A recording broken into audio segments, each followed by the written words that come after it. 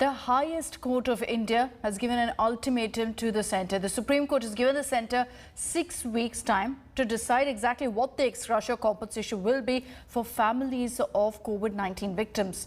The top court, the Supreme Court, has said that the ex gratia under the Disaster Management Act is mandatory and it's not discretionary. The court, however, has left it to the government to decide exactly how much of compensation will be given. Every single victim of COVID-19 is entitled to ex gratia compensation. These are the words of the highest court of India.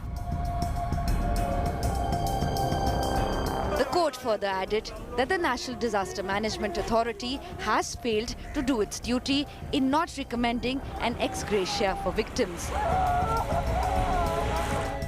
The Supreme Court has directed the NDMA to decide the minimum financial relief for those families who have lost someone to COVID-19 within 6 weeks.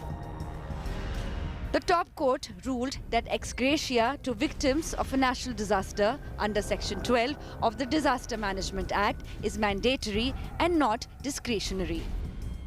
The Supreme Court also rejected the argument of the centre reading shall as may in Section 12 of the Disaster Management Act. The court has left it to the NDMA to decide the amount to be provided, keeping the funds in mind. It has directed that death certificates of COVID-19 should show the exact reason and date of the death. The facility will be set up for correcting the cause of the death if a family is not satisfied. The ruling was given by a bench comprising Justices Ashok Bhushan and M.R. Shah. They were hearing a petition demanding 4 lakh rupees ex gratia for COVID victims. The central government had filed an affidavit in the court saying ex gratia of 4 lakh is not possible due to financial constraints.